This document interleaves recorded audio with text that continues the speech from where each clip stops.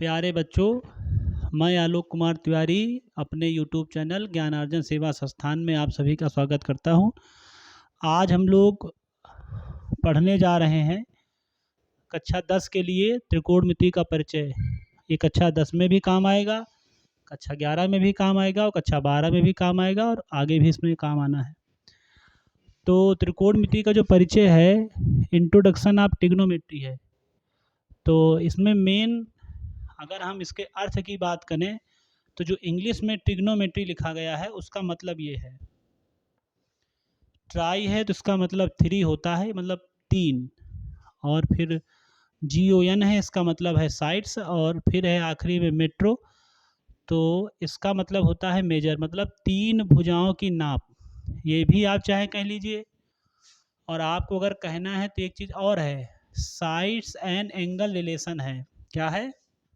Sides and angle relation, मतलब भुजाओं और कोणों के बीच संबंध है। किनके बीच संबंध है? भुजाओं और कोणों के बीच संबंध है। तो त्रिकोणमिति जब शुरू होती है तो आम लोगों को 6 फलन बताए जाते हैं, साइन थीटा, फिर कॉस थीटा, फिर टेन थीटा, फिर बताते हैं कॉट थीटा, फिर सेक थीटा बताते हैं, और फिर कॉसेक थीटा बताते हैं। हम लोगों को ये याद होना चाहिए क्रम से, sine cos tan, cot sec cosec, और कॉसेक से cot tan cos sine. Speed से कर लीजिए, sine cos tan cot sec cosec, cosec से कॉट टेन कॉस साइन। तो ये भी ठीक रहता है याद करने में। अब सबसे पहले समझाना हमको क्या है, जैसे मान लीजिए एक हमने राइट एंगल ट्रायंगल बना लिया, ये त्रिभुज है हमारा, नाम डाल दीजिए कोई भी, ए है, बी है और ये सी है। हिंदी मीडियम और इंग्लिश मीडियम वाले लंब, कर्ण और आधार कहते हैं, इंग्लिश मीडियम वाले हाइपोटेनियस, बेस और परपेंडिकुलर कहते हैं।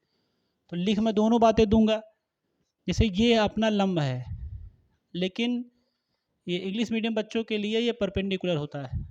ये हमारा आधार है, लेकिन इंग्लिश मीडियम वालों के लिए ये बेस होता है। और ये हमारा कर्ण है, लेकिन इंग्लिश मीडियम वालों के लिए ये हाइपोटेनियस होता है। तो हमने दोनों के लिए लिख दिया है। सबसे पहले मैं बताऊंगा कि हिंदी मीडियम बच्चों के लिए इसका क्या फार्मूला बनता है अगर हमको निकालना पड़े। तो एक फार्मूला होता है लाल बटे कक्का, और फिर होता है अक बटे लाल। अक बटे लाल होता है। आप देखिए ध्यान से, जैसे मान लीजिए सबसे पहला संबंध हमारा कितना है, साइन थीटा। तो साइन थीटा में पहला रिलेशन हमारा आ जाएगा लंब बटे कर्ण वाला। फिर है कॉस थीटा, तो दूसरा रिलेशन आ जाएगा आधार बटे कर्ण आ जाएगा। टेन थीटा में आ जाएगा लंब बटे आधार आ जाएगा। और कॉट थीटा के रिलेशन में आ जाएगा आधार बटे लंब। सेक थीटा में आ जाएगा कर्ण बटे आधार। और कॉसेक थीटा आखिरी है, तो इसमें आ जाएगा कर्ण बटे लंब। तो हमने जो फार्मूला निकाला था उससे हम लोगों ने रिलेशन निकाल लिया, लाल बटे कक्का और अक बटे लाल से, लंब बटे कर्ण, आधार बटे कर्ण, लंब बटे आधार, आधार बटे लंब। अच्छा, एक चीज़ आपको आराम है कि ये साइन में कॉसेक अपोजिट होता है, तो आप देखिए ये इसका उल्टा लिखा गया। कॉस वाले में सेक अपोजिट होता है, तो ये इसका उल्टा लिखा गया। और टेन वाला कॉट में अपोजिट होता है, तो आधार बटे लंब।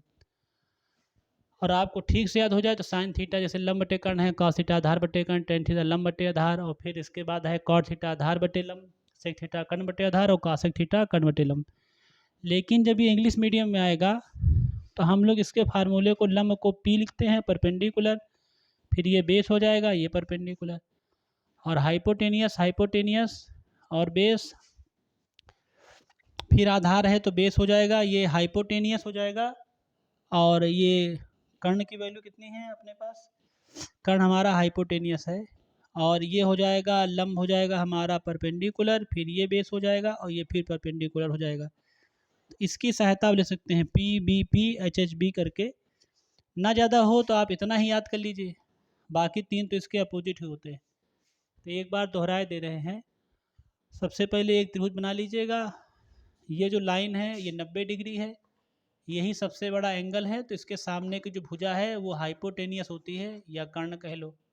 ये जिस पे बना है वो बेस है, और जो ये परपेंडिकुलर है ये तुम्हारा लंब हो जाता है।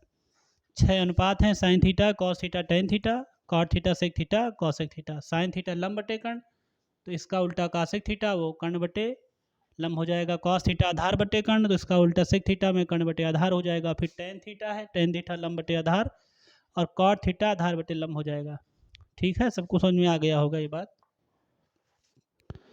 देखिए बच्चों, अभी इसके पहले जो हम लोगों ने पढ़ा था ना साइड्स एंड एंगल रिलेशन में, अब जैसे मान लीजिए हमने लिख लिया है साइन थीटा वो है 3/4, और अगर हम उसको राइट एंगल ट्रायंगल में दिखाएंगे तो हमको पता है हमने जो रेशियो निकाला था उसमें ये लंब बटे कर्ण था, तो ये लंब है हमारा 3, कर्ण और कर्ण है हमारा 4। इसको यहाँ पे लिखना है आप लोग को। ये हमारा आधार है जिसको बेस कहते हो, ये हमको निकालना पड़ेगा। लंब बटे कर्ण में 3/4 हो जाता है। अब देखिए सबसे पहले अगर हमको आधार निकालना है तो आपको संबंध पता है कि कर्ण का स्क्वायर होता है आधार का स्क्वायर प्लस लंब का स्क्वायर। तो कर्ण की वैल्यू 4 का वर्ग हो जाएगी, आधार पता नहीं, और लंब की वैल्यू 3 का वर्ग।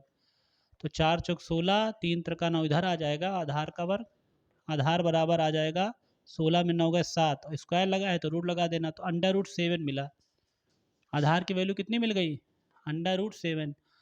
अब हमको इसकी सहायता से अन्य त्रिकोणमितीय फलन निकालने हैं। जैसे साइन के बाद आता है कॉस थीटा, कॉस थीटा के बाद टेन थीटा, टेन थीटा के बाद कॉट थीटा, कॉट थीटा के बाद सेक थीटा, और सेक थीटा के बाद कौन आता है? Cosec theta.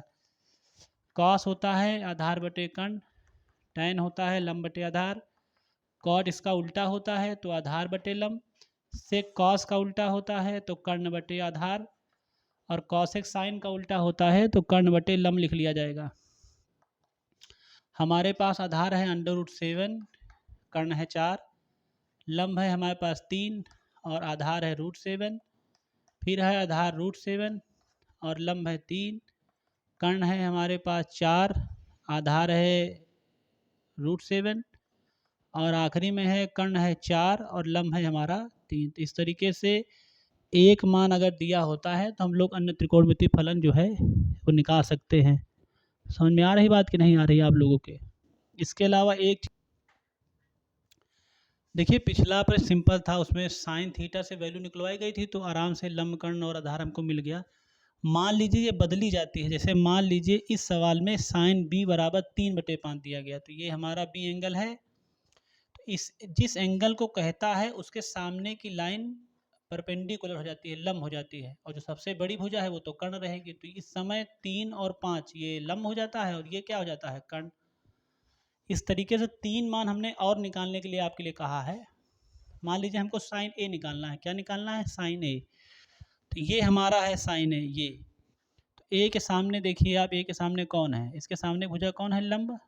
ये तो आपकी है 4, और कर्ण कितना है? कर्ण है हमारा 5, तो लंब की वैल्यू हो जाएगी 4 और कर्ण हमारा हो जाएगा 5। जैसे कॉस भी होता है वो है आधार बटे कर्ण, तो बी कहाँ पर है? बी हमारा यहाँ पर है, तो सामने की भुजा लंब है, तो ये वाली भुजा अपने आप क्या हो जाएगी? आधार हो जाएगी, और ये भुजा क्या हो जाएगी? कर्ण हो जाएगी। तो ये आ जाएगा 4/5, और फिर है कॉस ए, तो कॉस ए ये रहा, तो इसके सामने की भुजा ये लंब हो जाएगी और ये कर्ण रहेगा, तब ये आंसर में आ जाएगा 4/5। कहने को तो ये सेम लग रहा है लेकिन एंगल चेंज है, ये बी है और ये कितना है? ए। दोबारा रिवाइज कर लीजिए, जैसे कॉस बी है, कॉस बी का जब निकालोगे तो आधार बटे कर्ण होता है, बी के सामने भुजा लंब, ये आधार हो जाएगी, ये कर्ण, तो 4/5। कॉस ए में आधार बटे कर्ण, ये ए है, सामने की भुजा लंब हो जाएगी, ये सामने भुजा लंब हो जाएगी, कौन सा एंगल है? हाँ ठीक है, ये कॉस ए है, तो आधार बटे कर्ण करते समय जैसे ए के सामने अगर आधार लोगे तो फिर ये 3 हो जाएगा, इसको ठीक कर लीजिए आप लोग, ये 3 हो जाएगा, ये 3 है, और कर्ण की वैल्यू हमारी 5 है। अब ये ख़त्म हो रहा है आपका त्रिकोणमिति का परिचय, इसके बाद आगे इसमें पढ़ाया जाएगा।